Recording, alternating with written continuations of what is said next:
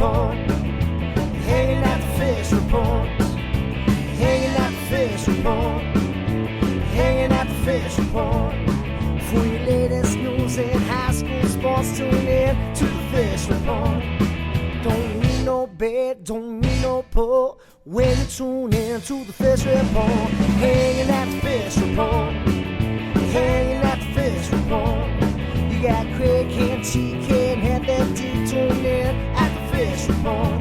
Coming to you live from Studio F in Russia, Ohio. It's the Fish Report Live Show with your hosts, Craig Fissinger and Ken Francis.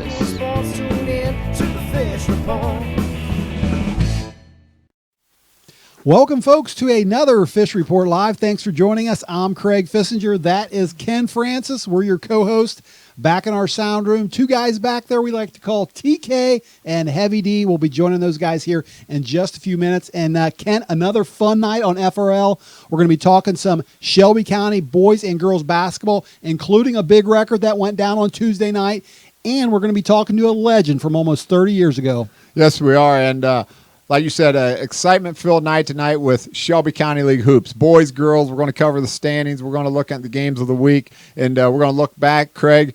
We're going to go back close to 28 years to speak to the legend of Fort Loramie, Tom Brandewie. He led the Redskins to a state championship in 1987. He was Shelby County League MVP. He was a state championship MVP. He scored over 1,800 points, over 1,000 rebounds in his career. And, Craig, he held the Shelby County League all-time scoring record for 28 years up until last night. And we're going to talk to Tom later on in our show. Yeah, of course, Nathan Lessing broke that record on Tuesday night, and that's been all the news here in the last 24 hours. Been a lot of talk about Tom Brandewie in the last 24 hours with Nathan passing that career mark. And speaking of Nathan, our tonight's poll question has to do with Nathan Lessing, doesn't it? Yes, it does. First of all, congratulations to Nathan. From Fish Report, you've worked really hard for many, many years to improve your basketball skills. You're a tremendous player, and again, congratulations on a great accomplishment. Question for our viewers out there tonight: how long will it take for the next player to break Nathan Lessing's scoring record? Great question tonight. I'm really interested to see what our viewers are going to have to say. Will it take less than 10 years for someone to break his record? Less than 20 years, more than 20 years, or never? Well, Craig, never is a really, really long time. That is a long time. And I would hate to say never, but I'm going to tell you what, when Nathan Lessing's career is over, I think he's going to be somewhere on the north side of 2,000 career points. Craig, that's a whole bunch of points. Yeah, I've talked to several people this week already that never thought that Tom's record would be broken of 1834. And, here we are now with Lessing going for probably 2,000. Right. It's extremely difficult to score 1,000 points in a career, let alone 2,000. Yeah, that's a lot. And, of course, if you're watching us on the Fish Report Live page right now, you can help us answer tonight's poll question. You can scroll down on your page there, click the answer, check the results. If you're watching us on NK Telco or GameFace Ohio, we will have those results for you at the end of the show. All right, Ken, well, let's get things started talking some SCAL girls basketball. And for that, let's bring in our sound room guys. We'll bring them in just a second here, but let's check out the standings first, and we got some big matchups coming up on Thursday. Let's see where we're at right now. Well, Craig, when you look at the standings, Russia Raiders coming in right now, ranked 7th in the state, sitting at 5-1 in the league, 13 overall. Coach Timmerman's squad just playing fantastic basketball right now. Jackson Center, Craig, they're right there even with Russia at 5-1. Fort Loramie just a game back at 5-2. Bakken's at 4-3, and Anna at 2-4. Houston 1-5, and Fairlawn still looking for their first win. But it's still a 3-team race there, Craig, at the top with Russia, Jackson Center, Fort Loramie, and it'll be real interesting to see how things pan out this week because there's some big games. Yeah, there are some big games, and again, for that, let's bring in the sound room guys and talk about that. And guys, welcome to the show here. Let's talk about some of those matchups we just saw on the screen. And Ken, let's get things started with Anna at Houston. And the first time these two met up, the Wildcats pulled off what we considered an upset, a 49-43 win back on December 3rd. Do we get the same result this time? Well, Craig, yeah, I think Houston's going to win again. I watched them play the other night. Houston's got a pretty nice team. They got the Monia girls inside, and they move the ball really well. It's at Houston. Anna to me has been a little bit of a disappointment this year. They've yet to gel it together yet. I really thought that they would have it together by now, but again, credit to Houston. I think they're a pretty good team considering they're only 4-10 overall. They've been in a lot of games. I think they'll beat Anna again. Well, I know how you like me to throw out names, Ken. I like that. And Anna's got a sophomore over there right now that's been playing very well, a girl by the name of Bree Cuck. So remember that name. She's been their leading scorer the last couple games, playing really well. And you look at Houston, and this is a team that lost 7 out of their last 8 games. But when you look at those losses, you got teams in there they lost to like Botkins, Tri-Village, Russia, Loramie, Jackson Center, very good teams. And as bad as Houston, I guess you could say, has been playing lately, I agree with you. I think they beat Anna this time. I don't think it was a fluke or an upset the first time they beat them. I think they get them again this time. So I'm glad you agree. Good call with that one. Let's move ahead, guys. Talk about the Botkins at Fort Loramie game. And TK, I'll ask you about this one. The Trojans won that one. Again, what we considered kind of an upset last time, 37-35, back on that same night, December 3rd. Was there just something in the air that night, or what's going to happen this time?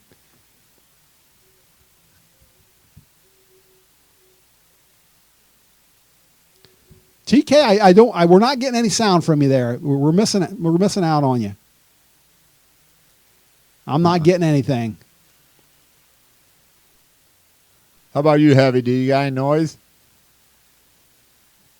We're missing out on. Let's see if they can get their sound worked out. But Ken, any opinion on the Botkins at Fort Loramie game? That was again what we called kind of an upset last time. And Botkins, they went on that 8-game winning streak. But then they lost 3 out of their next 5 games. They had that big 23-point loss to Russia. They had a 17-point loss to Anna, which I considered kind of a maybe a little bit of a sting to Botkins there. And Fort Loramie, they're a team that's kind of been up and down this year. I think Coach Carla Siegel is looking for answers over there. I actually saw a tweet of hers that she said, "No heart equals no loss." So I think she kind of questioned her girl's heart maybe in some of that game, but I think they get inspired for this game against Botkins. I think they this time they turn the tables on Botkins and get the win. I think, are we in now, guys? We got you now, boys. Okay, I'll let the guys in the sound room take over from here, Craig. But just one short memo. I 100% agree. TK, So, TK. I think Fort Loramie turns the tables on them this time. I want to see if you agree. Yeah, I have to kind of mimic what you're saying there, Craig. Again, early experience from Botkins at home against inexperienced Loramie kids on the road. Turn it around. Since their loss, Botkins is 2-3. Since they started mid-December, we were talking about Fort Loramie at 3-3, thinking, oh, what's going to happen now? Since then, they've gone to 9-5. Every time they've held an opponent to 40 points, they've won. I think Botkins comes into Fort Loramie a little home cooking for the Redskins, and Coach Siegel has them playing well. Redskins weren't going to probably pull this one out. One of the turnarounds we probably said we're looking for, because it takes a while for a team to gel when they're that young, but of course we expect it out of Coach Siegel, and we're starting to see that late season gel. All right, great stuff there. And again, TK with me on this one and saying that this time Loramie turns the tables. Yeah. So I agree as well. I think Fort Loramie is going to be way too much for Botkins to handle this time. All right, and our last matchup, it's a big one. As you showed on the standings there just a little bit ago, Ken, Russia on top, Jackson Center. Well, both of them actually at 5-1 right now. Heavy D, Russia travels to Jackson Center this time. They are responsible for the one Raiders loss this season.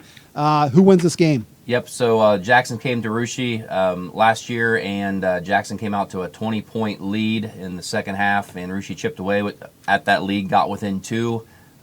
Raiders need to come out strong in this game. Raiders only go 2 deep. The key for the Raiders is staying healthy all season. Got a couple players banged up going into the game tomorrow, so we'll see how that goes. Meyer's going to come out, or Jackson's going to come out with Meyer, Elkert, and Kessler again. And look for the Raiders to push the ball up the court. And again, depending on the injuries, we'll see how it goes. But it should be a good matchup. I agree with you, the Raiders being an up-tempo team. And, Jackson Center is a team, guys, that at the beginning of the season we saw them, their very first game, they put up 71 points against Lima Perry. I thought, man, this is going to be an offensive machine with the players they got on there. But and their 5 games in 2017, their last 5 games, they're averaging 37 points per game. So not quite what I expect at the beginning of the season. They're only giving up, I think, to their opponents right now, these last 5 games, maybe 39 points or 39 to 40 points. But again, yeah, I agree. I think Russia pushes the tempo, and I think Russia pulls this one out, gets the win. You know, Russia's been playing excellent basketball all year, but every fan that's been following the Raiders knows, you know, they don't have a whole lot of depth. The Raiders only play 6 girls. Like Heavy D said back here before, the Raiders are a little bit banged up right now. When you add the banged up girls with the lack of depth, you know, Coach Timmerman's going to have to make some adjustments. He's going to have to see what he can pull, you know, from down on that bench and see who can give him some support tomorrow night, because big game for Russia on the road at Jackson Center. A little bit banged up, you know, going to be a tough one for the Raiders, but I think he'll have his team ready to play. Sounds like it's going to be an awful fun one, that's for sure. All right, well, that's going to do it for our girls basketball talk. Thanks for the report, guys, and let's jump ahead, Ken, and talk some boys basketball. Let's check out their standings real quick, see where they're at in the SCAL. Shelby County League standings, Craig. Russia and Fort Loramie sitting there at the top. Russia both at 6-1. Fairlawn there with 2 losses there at sitting at 5-2. So pretty much a 3-team race right now. But Jackson Center with just 3 league losses, you know, they're going to have a lot to say who wins the Shelby County League this year, because they're obviously a very talented team, as are the Anna Rockets. So and Howson's been playing extremely well. And Botkins, you know, there's a team, Craig, that's had some really nice wins this year, but still searching for their first win in the Shelby County League. I think that shows you how tough the Shelby County League is this year from top to bottom. All right, well, last week we did kind of a fun thing on the girls' side. We had you predict the tournament seeds over there in the Sydney sectional, seeds 1 through 12. This week we thought we'd do the same thing to you, put you on the spot here, have you predict the boys' tournament seeds at the D4 Piqua sectional. Of course, that's the sectional we're most interested in. They've got 14 teams over there, Ken, so let's break it up here. Maybe your bottom 4 teams, maybe the middle of the pack, and your top 4 seeds. Give it to me here. Pick the seeding out here before the tournament draw on February 12th. All right, Craig. Well, I'm going to tell you how it's going to come down. And my bottom 4, Craig, were pretty easy. And I'm going to tell you what, these 4 are going to have a real tough time of doing anything over at the Piqua sectional. And that's Mississinawa Valley, Mechanicsburg, Riverside, and Bradford. Hands down, the bottom 4 teams in this sectional. From here on out, Craig, those top 10 teams, I'm going to tell you what, the teams that are really strong are up at the top, but anywhere all the way down to number 10, you know, look out if you know, for a possible upset anywhere in this tournament. I'm going to have the number 10 team be the Houston Wildcats. Under first-year coach Brad Francis, you know, he almost pulled off a big win last week over the Russia Raiders. So, you know, again, potentially a dangerous team. Then you got Lehman, Triad, Botkins, or those are my 4 there in that quadrant. And then I'll step up to Ansonia, who, Craig, I seen Ansonia play. Pretty good basketball team right there. They're going to be really dangerous in the CCC this year. And, you know, again, a young team there that I feel has got a lot of potential down the road. And then the Covington Buccaneers sitting as the number 5 seed. Again, also a pretty talented team, very physical, can cause a lot of problems for some of these top seeds. And then the top 4 seeds, all from the Shelby County League. We'll start off the number 4 is the Jackson Center Tigers, number 3 Fairlawn, number 2 Fort Loramie, and the top seed, the Russia Raiders. You know, Craig, I think they deserve it. Coach Cadanier's team has been playing extremely good basketball all year. They've got wins over Fort Loramie and Fairlawn. And Jackson Center and Covington and Ansonia, and they beat all those teams.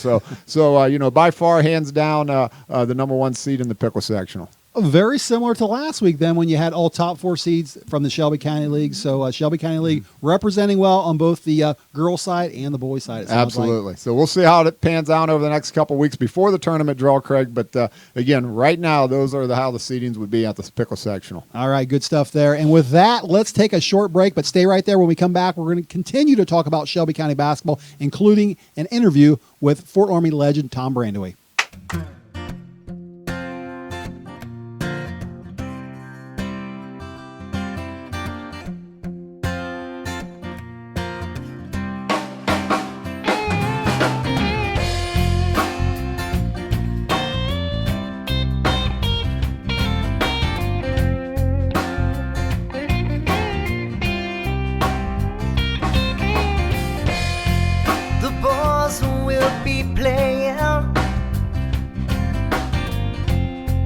Stage at the Leaping Vine. Music starts at 8 o'clock. You can find us here every Wednesday night.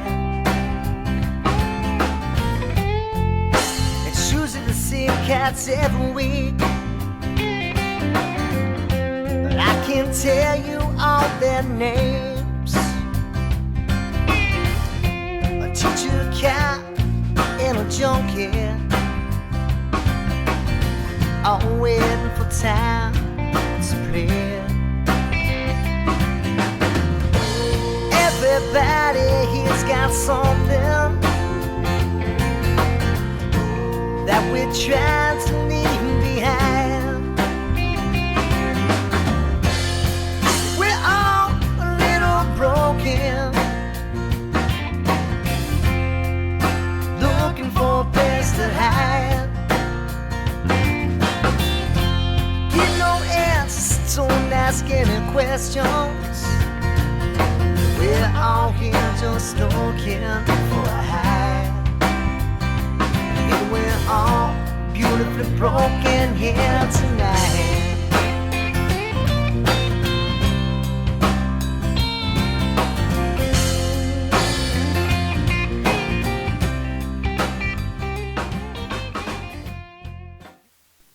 Welcome back to the second half of Fish Report Live. And Ken, our next guest, as we mentioned at the top of the show, was a legend in Shelby County basketball. He was a 1989 Fort Loramie alum, a state champ, and the Shelby County scoring king for the last 28 years until Tuesday night.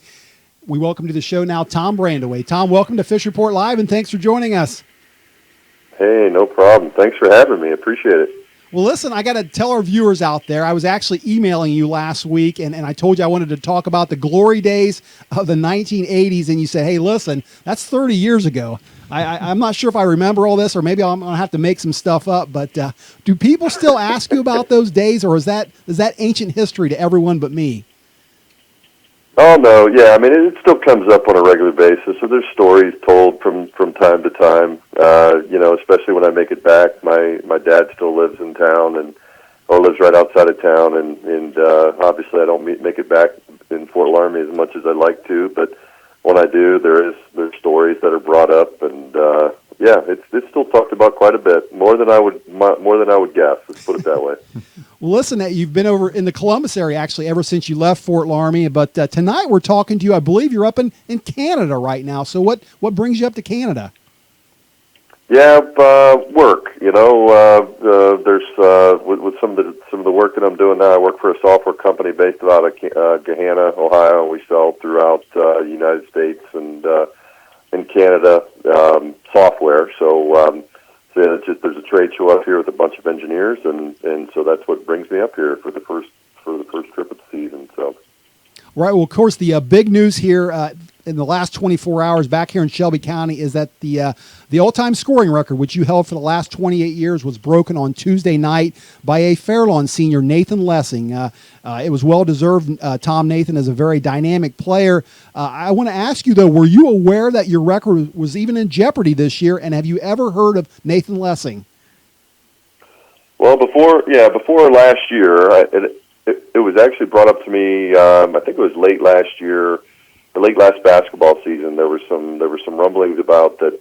There was this kid from Fairlawn that was scoring at a large clip for the 3 previous years, and that there was more than likely a good chance, as long as he stayed healthy, that he was probably going to, reach the 1,834 point mark or something like that at some point. And then actually, you actually brought it back to my attention when you reached out to me, and since then I was able, I've talked to some other folks throughout, and then realized that, indeed that he was going to be able to eclipse the Mechanicsburg last night. So I was good. I gave Nathan a shout out on Twitter. I've never met him personally, and unfortunately never seen him play, but I know he's going to be playing at the next level next year, and I'm excited for him to overcome this, and not overcome, but kind of overtake the record, and now it's his, so it's great.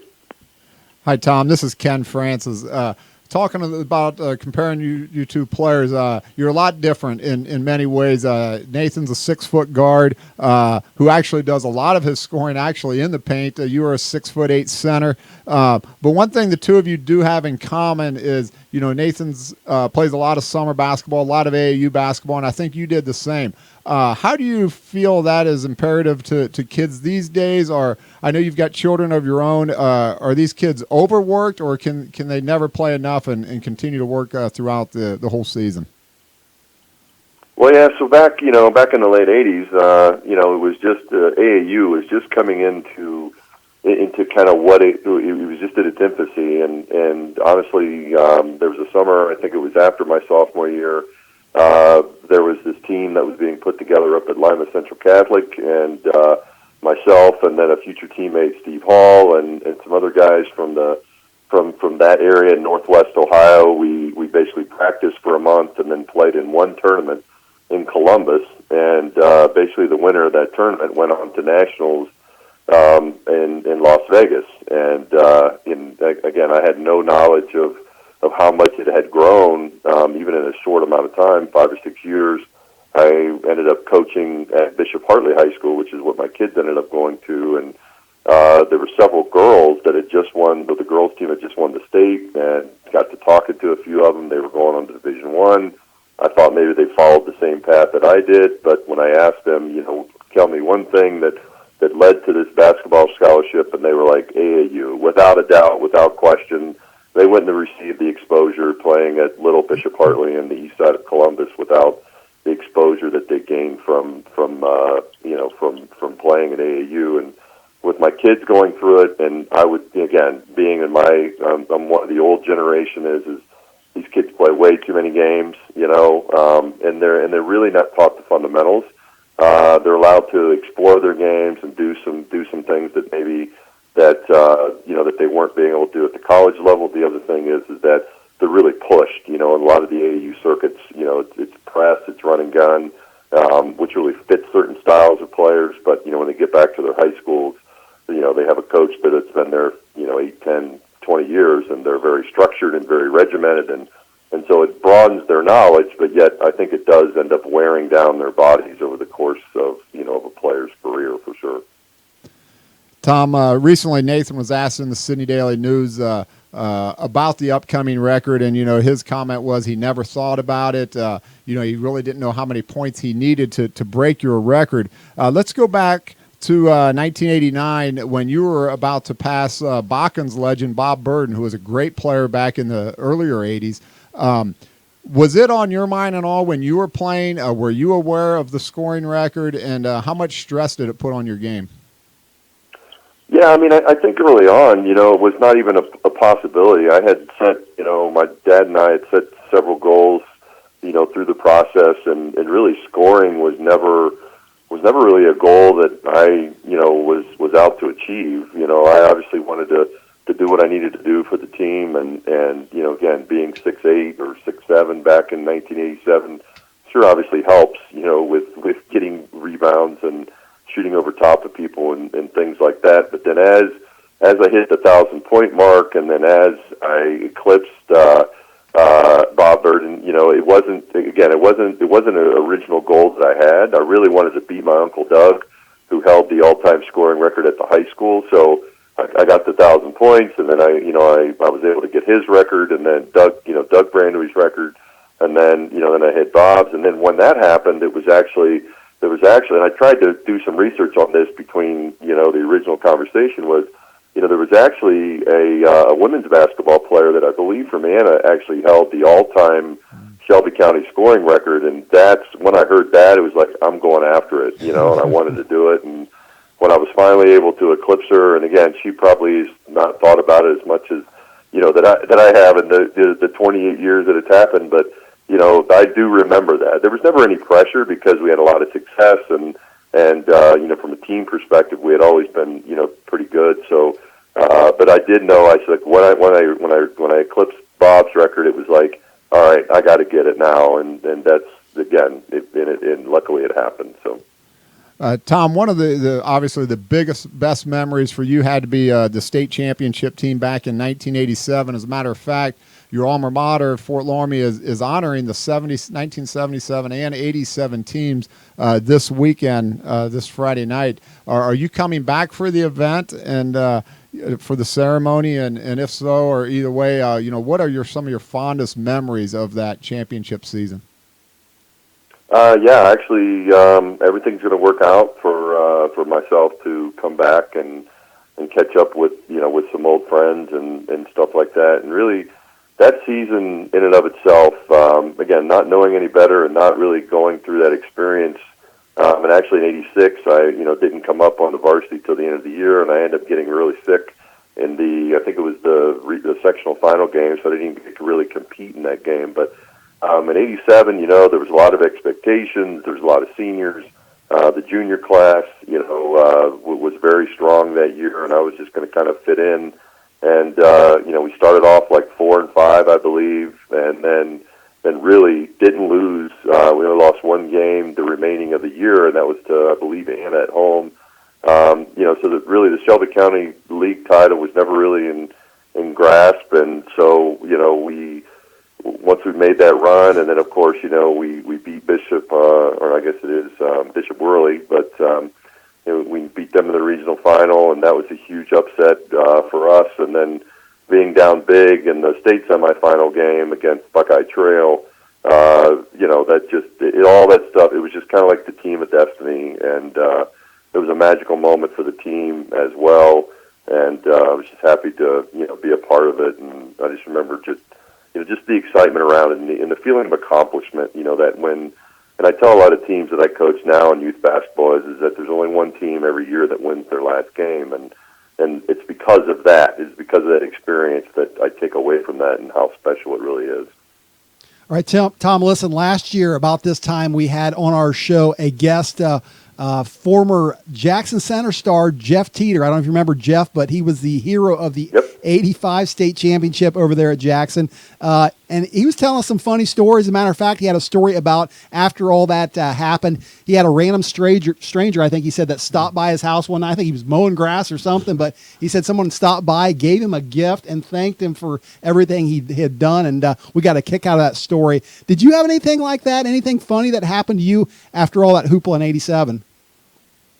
No, I just think what it ends up being, again, mostly because I went ahead and went to Ohio State after my senior year and wasn't readily in the mix of the everyday life of Fort Loramie. But I do know that since then, and and it's actually been a special thing with even my kids to see it and to get exposed to it. Is that when any of these anniversary dates come up and they ask us to come home, and I've always wanted to make sure that that my kids can see just the appreciation and just the way that, again, it's not that people treat me special or anything like that, but I think they really truly appreciate what was accomplished then, and really kind of like my attitude towards the whole thing, which was I want to be humble. It's not just about me. It's about the team and really what we're doing for the community. And again, what I've tried to do that moving forward is really try to carry that over in some of the other things to say, because you see a lot of even the college and NBA levels, it's all about their brand and them and not about the team a lot of times. So it's like, it's really what I try to take. And that's really what I get from folks back home. It's just the nice gestures and hearing the stories of that person's experience, during that run, whoever it is, and that's the kind of stuff that I have come to appreciate too over the years. Tom, this is Ken again. I've got one more comment and question for you, and I'll turn it back to Craig. But congratulations on all the accolades, the state championship, playing at Ohio State. You got the championship ring, but I'm going to tell you something. I got to say, I think I got the biggest trophy off of that whole team right there, and that happened to be the most beautiful cheerleader there sitting in the front row that I'm happy to call my wife the last 27 years. So thanks to you and your Fort Loramie crew there, I got the big trophy out of that win for myself. But I do got a question though about that. I know you're married now. You got children of your own. We all grow up and we start our other lives. What's been more fun for you, Tom? I know this is a hard one to answer, but playing yourself in that excitement or watching your children play? Well, I've always taken this approach, and I think I've carried it through the kids. And sometimes I look at it and I think, I probably could have done a little more, or have pushed a little harder, or have added. But I've always wanted it, for them, because again, being in Columbus and graduating from Ohio State, especially with my older kids, now that are 21 and 19, have gone through. Anywhere we go, there was, people would look at you like, you look familiar, and then there'd be conversations, right? And then, so I've always tried to let them create their own path. And my son was fortunate enough in high school to win a state championship in football and compete in several, state playoffs and things like that. And I think even in some of his interviews, he's even appreciated, just not being under the pressure and under the gun of following in my footsteps. And part of that comes from, again, kind of not being a part of the same high school and things like that. And so, my oldest daughter is now playing volleyball at Bowling Green. And again, the path has always been, hey, we want to make it about you. And again, as you become a parent, and what I did was what I did, and it has nothing to do or any real bearing. And if I can give them opportunities, obviously, then we're going to do it. But we were in a meeting with some of the administrative people at Bowling Green, and I remember, the guy he was from Wapak, and he just kept talking about, just back in the day in Shelby County and all this other stuff. And I finally kind of looked at him like, you're not recruiting me, you're recruiting her, like one of those things. And he was just trying to be polite and everything. And it was kind of like, well, it's kind of making her feel uncomfortable. So, but no, I mean, in all honesty, to see them, as everybody knows, and probably listening, as you can see your kids have even again, for my sake, I had a lot of success, and I always tried to be humble with it. And of course, there's a lot of guys that I've come in contact with, through the course of my career in high school and everything else. But, at the end of the day, is to see your kids be happy and be successful and really kind of carve their own path, if it's in athletics or academics or whatever. That's really to me, is what's more special, in the long run. So. All right, Tom. Well, listen, hey, one more thing before we let you go. But since you're heading back to Fort Loramie on Friday night, I think one thing you may or may not know is that some of the fashion trends, or that, I guess you say, the hairstyles that you had back in those late 80s have come back. Fort Loramie's got a thing going over there right now with mullets. And so a lot of the mullets that we saw back in 87, 88, 89 are back. Hopefully you'll see some of that on Friday night. But I think today they're kind of trying to be a little bit rebellious with it. But were you trying to be rebels back there in 87, 89, or was that just the thing? Well, Craig, we were trendsetters. That's what it is. That's the way I look at it, man. I haven't seen any of the short shorts that you had back then, but certainly the mullets are there. Hopefully we don't see any of the short shorts. They're coming back too. Yeah. Hey, well, one thing I wanted to make sure that I never got to accomplish was to be a king of something. So I always have to, it's really been something that's missing in my life, Craig. So I know what you're talking about there. So. Kind of an inside joke, Ken. We'll talk about it later. So talk about that one off the air. Well, listen, Tom, we appreciate you taking time out of your busy business schedule tonight and joining us on a show. And, you were always, I remember being at some of them games back in the day, because like I said, at that time I was chasing the cheerleader. Now I got her. So, but, yeah. Craig, go ahead. Yeah, lucky you. Tom, appreciate you coming on the show. It's been fun talking about some of the old days. Glad you're coming back to Fort Loramie on Friday night, and thanks for joining us tonight. All right. Hey, I appreciate you following up, and it was good talking to you guys. Thanks. Thanks, Tom. All right, that was Fort Loramie legend, former state champ, and former scoring king, Tom Brandewie. Great interview there, Ken. It was a great interview. That was a lot of fun. Thanks, Tom. All right, well, let's wrap it up here real quick. Guys, one more thing to get to, and that is tonight's poll question. So, Ken, why don't you tell our viewers what the poll question is again? It took 28 years for Nathan Lessing to break Tom's record. How long will it take the next player to break Nathan Lessing's all-time scoring record? Will it be less than 10 years, less than 20, more than 20, or never? TK, what's the telemetrics saying back here? Well, the telemetrics, are we out? There we go. Sorry. We're having troubles back here with this mic. All right, sorry. The telemetrics have me a little confused. Somebody knows about a second grader around here, because 40% 44% are saying 10 years or less, but then we've got 44% saying 20 years or more. So maybe there's a second grader out there. Maybe there's There not. may be. There may be. I don't know. If there is, we'll have him on Fish Report Live. I know that much. So. Maybe Ross Fissinger. I don't know. Well, great stuff, guys. And want to say special thanks tonight for Tom Brandewie for joining us, as well as the viewers out there for tuning in. Ken and I and the crew will all be back again next week, same time, same place, with another great interview. Until then, have a great rest of the week, and good night, everyone. Hanging at the fish report. Hanging at the fish report. Hanging at the fish report. Hanging at the fish report. For your latest news in high school sports, tune in to the fish report. Don't need no bed, don't need no pull. When you tune in to the fish report. Hanging at the fish report.